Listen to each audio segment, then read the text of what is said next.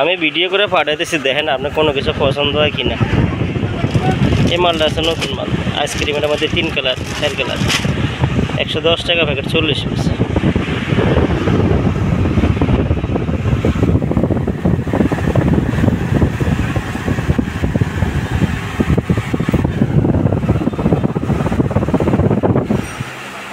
খেলনায় মালটা আছে নতুন মাল, 50 পিস, 140 টাকা বয়ম, 250 টাকা বিক্রি, কিনে আছে 140।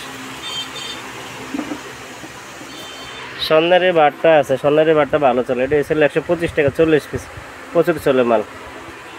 এই চকচক এটা বেছেন নাকি অয়নের, 240 টাকা বয়ম, এটা 80 পিস, ভালো চলে মাল। এরপরে দেখেন আর কি লাগে।